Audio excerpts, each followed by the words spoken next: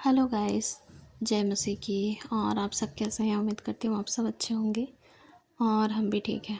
और मैं इतना दिन से वीडियो नहीं बना पा रही थी। मैं सोची थी कि मेरा खांसी वासी गला ठीक हो जाएगा करके, लेकिन 2-2.5 महीना लग गया एक गला को। अभी थोड़ा सा ठीक है पहले से, पर हल्का सा है, लेकिन बहुत ठीक है पहले से। और एक बार मेरे को खांसी शुरू होता है ना, बिल्कुल ठीक नहीं होता है। उसके लिए फिर 2 से 3 महीना एकदम लग ही जाता है। जितना भी दवाई खा लो, कुछ भी कर लो, किसी चीज़ से ठीक नहीं होता।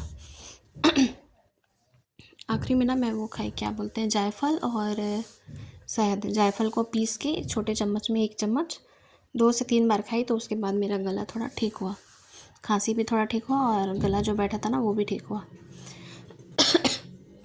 जायफल को पीस के शहद के साथ खाई थी छोटे चम्मच में, तो उससे थोड़ा ठीक हुआ था।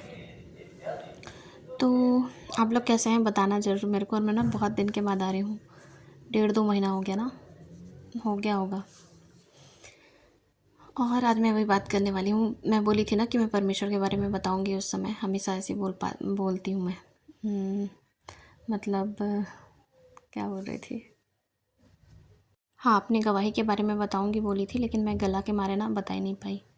तो आज मैं एक दूसरे टॉपिक पे बात करने वाली हूँ, वो है परमेश्वर हमसे कैसे बात करते हैं। और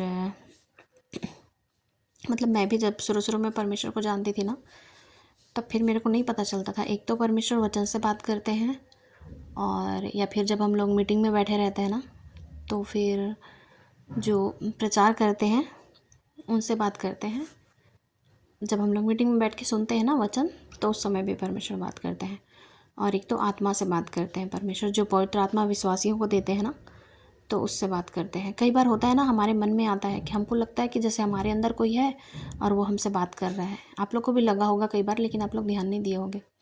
अगर विश्वासी हो तो, और अविश्वासी लोग का उतना मेरे को नहीं पता। तो मैं विश्वासियों की बात कर रही हूँ, जो प्रभु यीशु मसीह के पर विश्वास करते हैं और जो विश्वास में आगे बढ़ रहे हैं, उनके बारे में बता रही हूँ। तो वो लगता है ना कि अंदर से ऐसे लगता है जैसे कोई जीता जागता इंसान हमारे अंदर बैठा हुआ है। एक बार वही हुआ था, एक बार मेरे साथ। मैं हमेशा सोचते रहती हूँ, मेरे पास ऐसा कोई इंसान नहीं है जो मतलब जब मैं परेशान हूँ या दुखी हूँ तो मेरे से बात करे, थोड़ा सा संभाले, ऐसा कोई नहीं है मेरे पास। तो फिर मैं वही सोचती हूँ कि मेरे पास ऐसा कोई होता ना तो अच्छा रहता। तो फिर अंदर से एक दिन ऐसे सोच ही रही थी मैं, तो फिर अंदर मेरे अंदर ही एक गाना बजने लगा था। हाँ, एक ठो गाना अचानक से, एकदम अचानक से, सेनाओं का यहोवा हमारे संग संग है, याकूब का परमेश्वर हमारे संग है वाला। तो सुन के देखना आप लोग वो वाला गाना, अगर सुनना चाहो तो फिर एकदम एकदम मेरे अंदर से ही वैसे गाना आने लग गया। तो मैं एकदम चल रही थी, यहीं घर में ही थी, चलते चलते मैं एकदम से रुक गई थी। मैं बोली अचानक कैसे ऐसे अंदर से आवाज़ आ रहा है। एकदम ऐसे लगा था उस दिन जैसे एकदम जीता जागता इंसान कोई मेरे अंदर बैठा हुआ है। तो ये पवित्र आत्मा है, जो परमेश्वर बोले थे कि मैं जाऊँगा तो तुम लोग को एक सहायक दूंगा। तो और वो पवित्र आत्मा उनको हमारा हर चीज़ अच्छा लगता है। मतलब वो हमारे हर चीज़ में हमारी अगुवाई करते हैं, बस हम लोग समझ नहीं पाते हैं। और वैसे ही उस दिन हुआ, मैं बहुत किसी बात के लिए मैं बहुत ज़्यादा परेशान हो रही थी, इतना ज़्यादा परेशान हो रही थी, एकदम मेरे को समझ में नहीं आ रहा था मैं क्या करूँ क्या नहीं करूँ। और एकदम मतलब चिंता में एकदम धीरे धीरे धीरे डूबते जा रही थी। चिंता एक ऐसा चीज़ है, जैसे हम लोग तालाब में मछली को फंसाने के लिए वो एक क्या डालते हैं, कुछ दाना वाना लगा के या कुछ चीज़ कीड़ा वीड़ा लगा के डालते हैं ताकि वो मछली फंस जाए करके। फंस जाने के बाद फिर वो मछली बाहर आ जाती है। तो बिल्कुल वैसी, तो फिर मछली फिर पूरी ख़त्म हो जाती है। तो वैसी चिंता भी बिल्कुल वैसी है। चिंता का शुरुआत एकदम थोड़े से चीज़ से होता है, हल्का से चीज़ से। एक बार अपन लोग चिंता करने में लग जाते हैं तो बहुत सारा बात हमारे दिमाग में आते जाता है आते जाता है, और हम लोग को पता ही नहीं चलता हम लोग कब उस जाल में एकदम बुरी तरह से फंस गए हैं। और उसके बाद एक के बाद एक नहीं, ऐसे नहीं वैसे नहीं बोल बोल के एकदम बहुत ज़्यादा हम लोग परेशान होते जाते हैं। तो इसलिए ध्यान देना, चिंता की शुरुआत जैसे होता है तुरंत उसको वहीं रोक देना। क्योंकि परमेश्वर बोलते हैं हम लोग को चिंता करने की ज़रूरत नहीं है। हमारी चिंता परमेश्वर खुद कर लेंगे, और हमारे लिए वो योजनाएं बनाते हैं। हमको उतना परेशान होने की किसी बात के लिए ज़रूरत नहीं है। और मैं खुद परेशान हो जाती हूँ कभी कभी, लेकिन फिर मैं सोचती हूँ कि ये क्या हो रहा है अचानक से। तो फिर वो पवित्र आत्मा ही, मतलब परमेश्वर ही मेरी सहायता करते हैं कि इन सब चीज़ों से मैं बाहर निकल पाऊँ। तो जब भी चिंता, शुरुआत में ही चिंता थोड़ा सा, अगर आप लोग को किसी चीज़ का चिंता लगे तो बस उस चिंता को वहीं छोड़ देना और अपना दिमाग बिल्कुल किसी और चीज़ में लगा लेना। परमेश्वर के वचन में लगा लेना कि परमेश्वर बोले नहीं, जब भी आप लोग को चिंता लगे ना तो तुरंत बोल देना कि नहीं, परमेश्वर बोलेंगे कि हमको चिंता करने की ज़रूरत नहीं है। जब आप लोग वचन से ऐसे बोल दोगे ना तो वो चिंता तुरंत हट जाएगा। देखना है, एक बार करके देखना है ऐसे। तो मेरे साथ भी ऐसे ही होता है। तो फिर ना मैं बाद में देखती हूँ कि अरे ये सब क्या चल रहा था। अब मैं थोड़ा सा चिंता करने लगूँगी ना तो बस वो दिमाग उसी में ही घुस जाता है। तो वही है, तो पवित्र आत्मा ना ऐसे काम करता है, मतलब परमेश्वर इस तरह से हमको बचाते हैं। वो हमारे अंदर से ही आवाज़ आता है, बस उसको सुनना है और मानना है। और परमेश्वर का ये रहता है ना कि जैसे वो कुछ बोले ना तो अपन को तुरंत करना रहता है, बिना कुछ सोचे, मतलब वो नहीं। हाँ, तो उस दिन ना मैं एक दिन अभी अभी 3-4 दिन पहले मैं एकदम बहुत ज़्यादा परेशान हो गई थी, एकदम ज़्यादा परेशान हो गई थी। फिर मेरे को ना, मैं वही सोच रही थी कि मेरे पास ऐसा कोई नहीं है, जब मैं परेशान हूँ तो मेरे को कोई थोड़ा सा संभाल ले, या मेरे को कोई बोले कुछ नहीं होता, मत परेशान हो, ऐसे बस मैं सोच ही रही थी। तो तुरंत ना एकदम से अंदर से आवाज़ आया कि ना इतना चिंता मत कर, इतना परेशान मत हो करके। मतलब एकदम एकदम ना, एकदम अलग टाइप का आवाज़, अलग टाइप का आवाज़ नहीं था, मतलब एकदम ना हैवीनेस के साथ आया आवाज़ एकदम से कि इतना परेशान मत हो करके। मतलब जैसे कि कोई हम लोग को एकदम महसूस कर रहा है टाइप। तो फिर ना वही है, पवित्र आत्मा ना ऐसी बात करते हैं, मतलब परमेश्वर ऐसी बात करते हैं हम लोग से। तो वो हमारे अंदर से ही आवाज़ आता है जब हम लोग मुसीबत में होते हैं या परेशानी में होते हैं ना। तो ऐसा ध्यान देना, आप लोग के साथ भी ऐसा होता होगा ज़रूर, लेकिन आप लोग को ना पता नहीं चलता होगा। जब हम लोग विश्वास में धीरे धीरे आगे बढ़ते जाते हैं और परमेश्वर को ज़्यादा जानते जाते हैं ना, उसके बाद ही हम लोग इन बातों को समझ पाते हैं। क्योंकि ये सब ना मेरे साथ बहुत पहले से हो रहा था, लेकिन ना मैं समझ नहीं पाती थी। कई बार मेरे मन में आता था, इसके लिए प्रार्थना कर, उसके लिए प्रार्थना कर, ये कर, वो कर, ऐसा हो जाएगा, वैसा हो जाएगा, ये सब मेरे अंदर से आता था आवाज़। लेकिन मैं ना कभी समझ ही नहीं पाती थी। मेरे को लगता था कि ये मेरे मन में क्या आ रहा है, ऐसा मेरे मन में क्यों आ रहा है। मैं बहुत हट जाए हट जाए हट जाए करके कोशिश करती थी, पर वो बिल्कुल नहीं हटता था।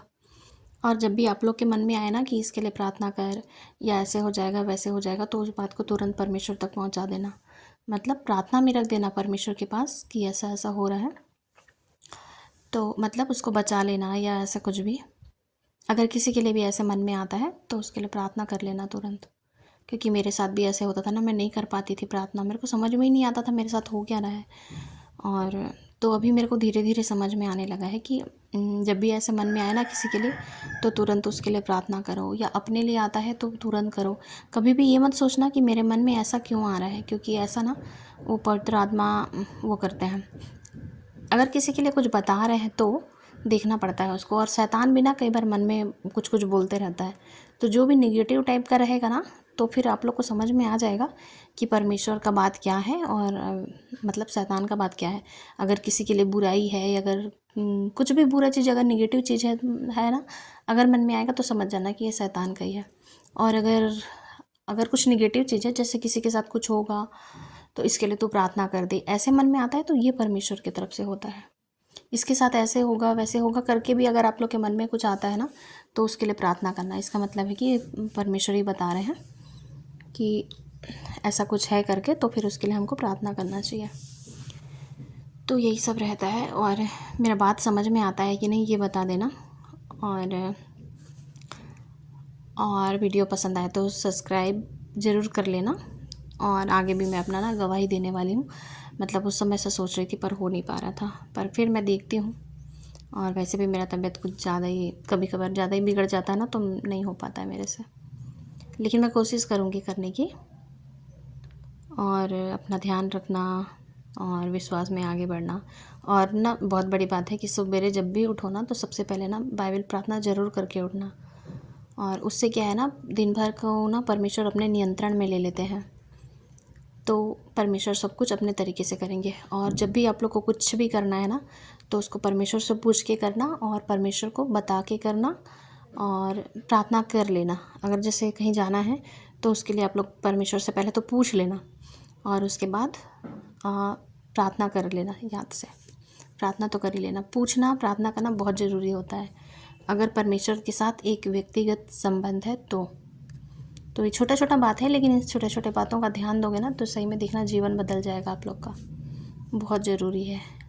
क्योंकि मेरे साथ भी ऐसा होता था ना, मैं नहीं करती थी ये सब, तो फिर उन सब चीज़ों को भुगतना पड़ा है मेरे को। इसीलिए मैं चाहती हूँ कि आप लोग इन सब चीज़ों से मतलब पता रहे ना। मेरे को पहले पता नहीं था ना ये सब ऐसा होता, और मेरे पास ऐसा था ना कि कोई बताने वाला भी नहीं था कुछ। तो फिर कुछ समझ में ही नहीं आता था क्या हो रहा है।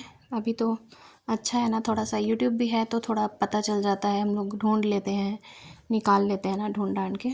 तो ठीक है गाइस, आज के लिए बस इतना ही, और फिर कल मिलते हैं। बाय बाय, अपना ध्यान रख।